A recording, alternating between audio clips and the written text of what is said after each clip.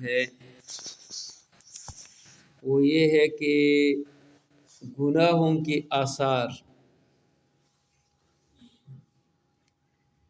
اس پر کیا اثر مرتب ہوتا ہے. جو بندہ گناہ کرتے ہیں تو اس کا کیا اثرات ہے،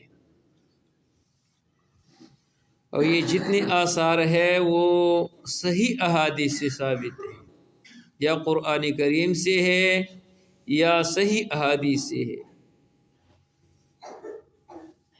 نمبر 1، گناہ کا اثر یہ ہے کہ اسے بندہ کو مصیبت متوجہ ہوتا ہے. جو بندہ گناہ کرتے ہیں تو رب العالمین کے مصائبوں کا توجہ اسی پر ہے، وہ مصیبتوں کے زد میں آتے ہیں، وہ مصیبت سے نہیں بچ سکتے. نمبر 2، اس کے جو دل ہے زنگ آلودہ ہوتا ہے. جو بندہ گناہ کرتے ہیں جس طرح لوہے کو زنگ لگتے ہیں تو اسی طرح انسان کی دل کو بھی زنگ لگ جاتے ہیں گناہ کے وجہ سے. نمبر 3، اسی بندہ کے دل کالا ہوتا ہے، یعنی اس پر کالے دبے پڑ جاتے ہیں. اور اسی گناہ کی نحوست یہ ہے کہ انسان کے دل کالے ہو جاتے ہیں، کالے ہونے کی وجہ سے پھر نیکی کی توفیق نہیں ملتی. نمبر 4، رب العالمین سے یہ بندہ دور ہوتے جاتے ہیں. جو بندہ گناہ کرتے ہیں وہ اللہ کے قریب نہیں ہے بلکہ اللہ سے دور ہوتے جاتے ہیں.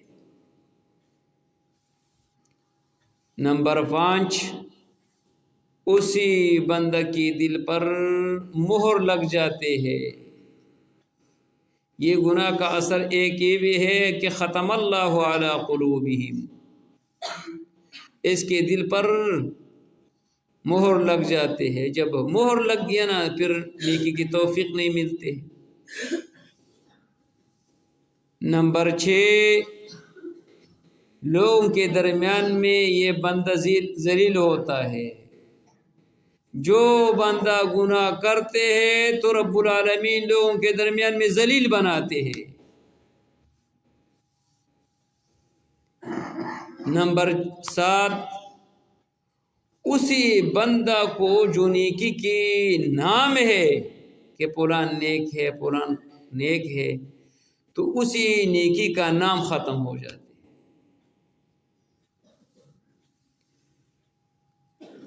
نمبر 8، اس بندے کی زندگی سے برکت ختم ہوتا ہے.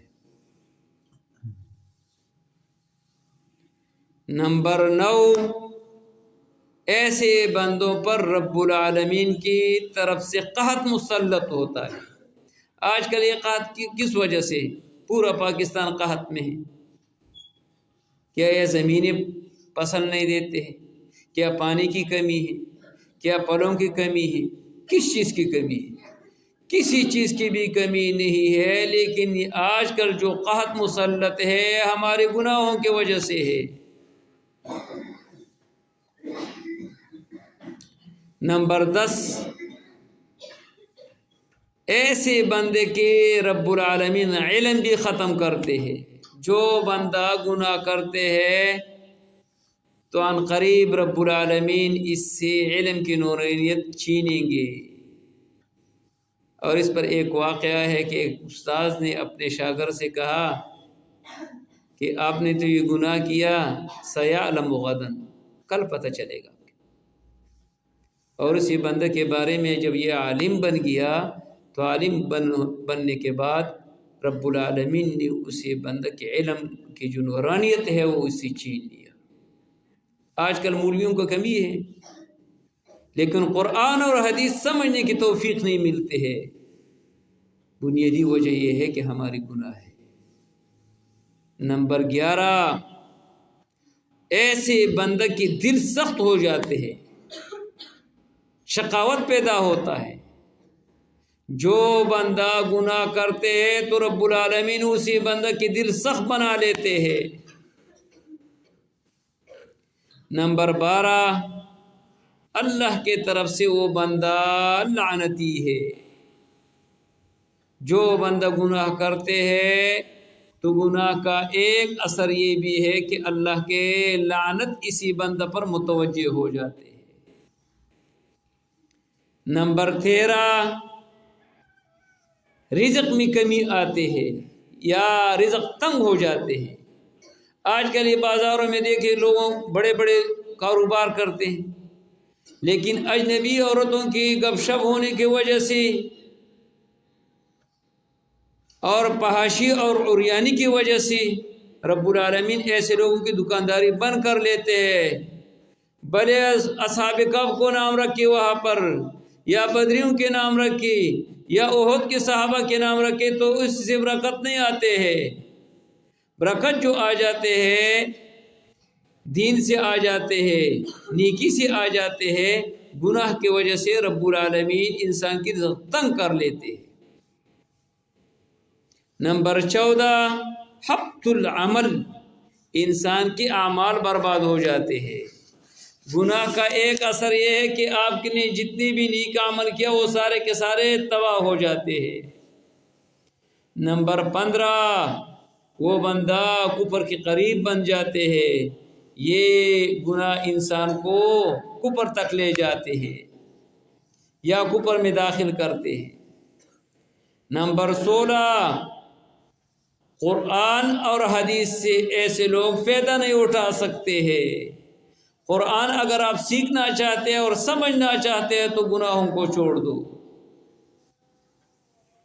اگر آپ قرآن کریم کے سمجھنے کی کوشش کرتے ہیں تو آپ گناہ کو چھوڑ دو۔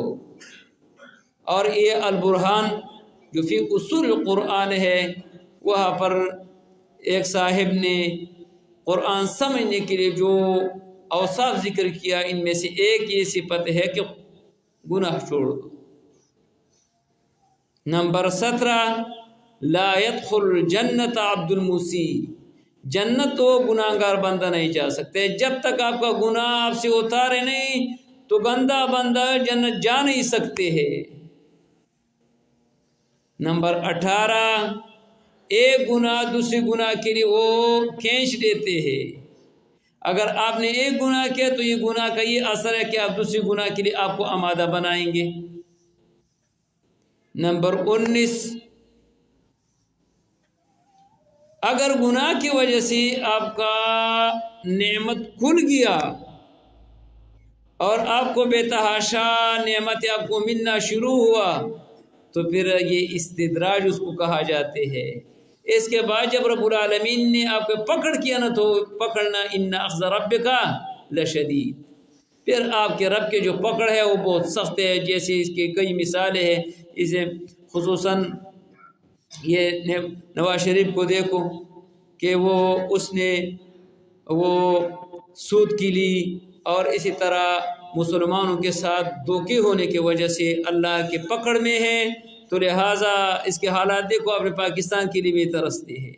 اسی طرح اور بھی ہیں، پرویز مشرف کے حالات دیکھو کہ وہ پاکستان آنے کے لیے وہ تڑپتے ہیں۔ تو یہ پھر رب العالمین بندہ پکڑ لیتے ہیں، اور جب پکڑ لیتے ہیں ان اخذ ربک لشدید۔ اور 20واں اثر گناہ کا یہ ہے کہ وہ دنیاوی عذاب اسی بندہ پر متوجہ ہوتا ہے، دنیاوی عذاب اس پر وہ آتے ہیں۔ اور نمبر 21واں، ایسے بندہ کو بارے میں اللہ نے گدہ قرار دیا ہے جو گناہ کرتے اور سمجھتے کہ یہ گناہ ہے اور پھر بھی وہ باز نہیں آتے ہیں، تو ایسے لوگوں کو رب العالمین نے حمار اور خنزیر اور کتے کی تشبیہ دیا ہے۔ یعنی گناہگار بندہ کو اللہ نے اس کی گدے سے وہ کے نام سے نوازا ہے، کتے کے نام سے وہ نوازا ہے، اور رسول اللہ صلی اللہ علیہ وسلم نے ایسے بندے کو خنزیر قرار دیا ہے۔